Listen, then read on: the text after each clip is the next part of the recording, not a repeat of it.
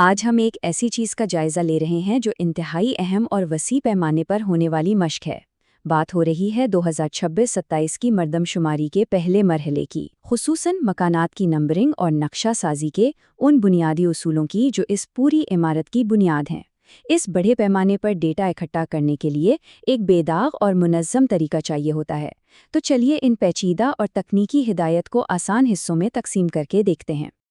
آئیے تیزی سے اپنے آج کے سفر کے اہم پڑاؤ پر نظر ڈالتے ہیں۔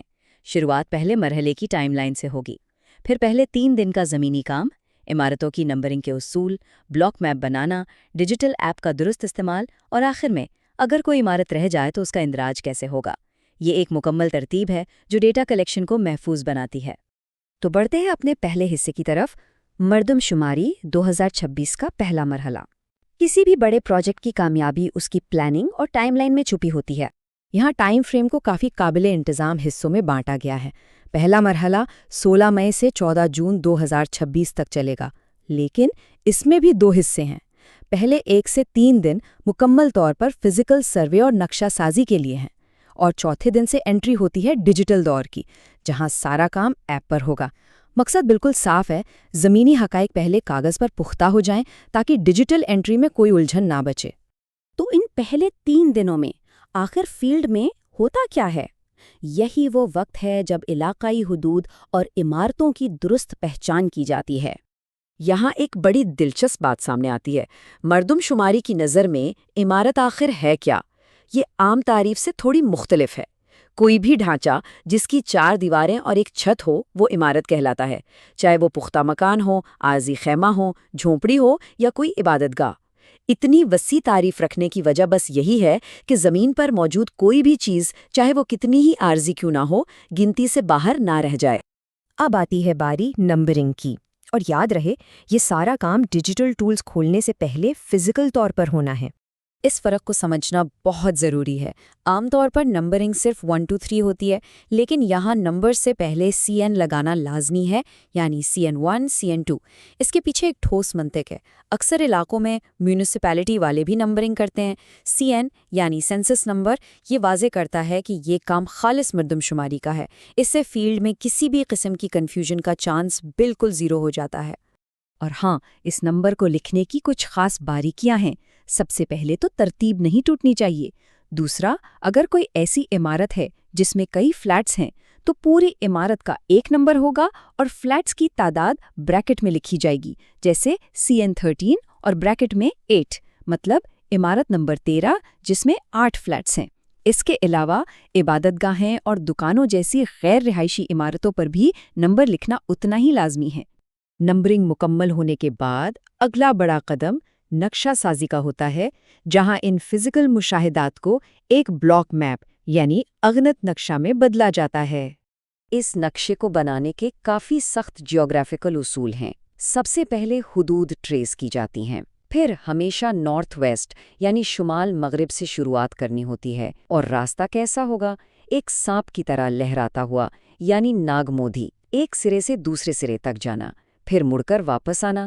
اس مخصوص ترتیب کا مقصد یہ ہے کہ پورے ملک کے ڈیٹا میں یکسانیت ہو اور غلطی سے بھی کوئی گلی نہ چھوٹے۔ اب جو چیز یہاں سب سے زیادہ توجہ مانگتی ہے وہ یہ ویژول سمبلز ہیں۔ ایک فرد کو یہ سب زبانی یاد ہونے چاہیے۔ پختہ رہائشی گھر ہے تو نقشے پر سمپل مربع یعنی اسکوائر بنے گا، کچا گھر ہے تو مثلث یعنی ٹرائنگل۔ لیکن اگر کوئی پختہ عمارت رہائشی نہیں ہے، جیسے کوئی دکان، تو اسکوائر کے اندر ترچھی لکیریں آئیں گی۔ سڑک پکی ہے یا کچی، اس کے لیے بھی الگ نشانات ہیں۔ مقصد یہ ہے کہ بس نقشے پر نظر پڑے اور پورے علاقے کا خاکہ ذہن میں گھوم جائے۔ عوامی عمارتوں کے لیے تو کام اور بھی آسان کر دیا گیا ہے۔ پوری بلڈنگ ڈرا کرنے کی ضرورت نہیں۔ اسکول ہے تو ایک ڈبے میں S، اسپتال کے لیے D، پوسٹ آفس کے لیے PO لکھ دیا۔ اس چھوٹی سی ٹرک سے نقشہ انتہائی صاف ستھرا اور قابل مطالعہ رہتا ہے۔ چوتھے دن سے کھیل پوری طرح بدل جاتا ہے۔ یہاں انٹری ہوتی ہے HLO ایپ کی، اور سارا فیلڈ ورک ڈیجیٹل موڈ میں چلا جاتا ہے۔ یہاں تھوڑا رک کر اس ہدایت پر غور کرنے کی ضرورت ہے۔ سب سے بڑی اور تباہ کن غلطی جو یہاں ہو سکتی ہے وہ یہ کہ پہلے 3 دنوں میں اندرونی فلیٹس کو خود سے نمبر دے دیے جائیں۔ اگر ایسا ہوا تو سمجھے پورا ڈیجیٹل سسٹم بگڑ گیا۔ گھروں کا اصل نمبر صرف اور صرف ایپ کی طرف سے آنا چاہیے۔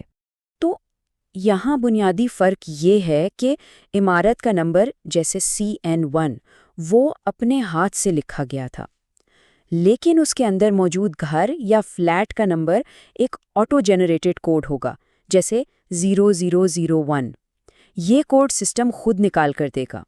ڈیجیٹل ایپ کا فلو کچھ اس طرح کام کرتا ہے۔ چوتھے دن جب انٹری شروع ہوتی ہے تو ایپ میں دروازے پر لکھا CN نمبر ڈالا جاتا ہے۔ ایپ فوراً اس گھر کا نیا 4 ڈیجٹ کوڈ جنریٹ کر دیتی ہے اور پھر اس نئے کوڈ کو دروازے پر پہلے سے لکھائے CN نمبر کے ٹھیک نیچے ایک لائن کھینچ کر لکھ دیا جاتا ہے۔ اس میں یہ 4 کا ہندسہ بہت اہمیت رکھتا ہے۔ آپ جو بھی کوڈ دیں گی وہ لازمی 4 ڈیجٹس کا ہوگا۔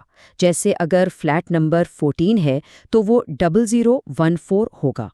یہ فارمیٹ بالکل نہیں بدلنا چاہیے کیونکہ پیچھے جو اصل سینٹرل ڈیٹا بیس بیٹھا ہے اس کی پروگرامنگ اسی 4 ڈیجٹ فارمیٹ پر ٹکی ہوئی ہے۔ آخر میں ایک انتہائی اہم مرحلے کی طرف آتے ہیں، جو رہ گیا اس کا کیا؟ یہ واقعی ایک بڑا لاجیکل سوال ہے۔ سوچئے، اگر 20 اور 21 نمبر دیے جا چکے ہیں اور اچانک پتہ چلے کہ بیچ میں تو ایک عمارت چھوٹ گئی تھی یا شاید ابھی وہاں نئی بن گئی ہے، تو کیا نقشے پھاڑ کر سب کچھ دوبارہ لکھنا پڑے گا؟ بالکل نہیں۔ اس مسئلے کا بڑا ہی خوبصورت اور آسان سا پرشاسنک حل نکال لیا گیا ہے۔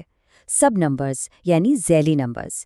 اگر 20 اور 21 کے بیچ نئی عمارت آئی تو اسے 20/1 یعنی 20/1 کا نمبر دے کر CN لگا دیا جاتا ہے۔ نہ ترتیب ٹوٹتی ہے اور نہ ہی کوئی عمارت گنتی سے باہر رہتی ہے۔ اس پوری مشق کے 3 سنہری اصول ہیں۔ پہلا، 100% کوریج ہو لیکن کسی گھر کی ڈبل کاؤنٹنگ نہ ہو۔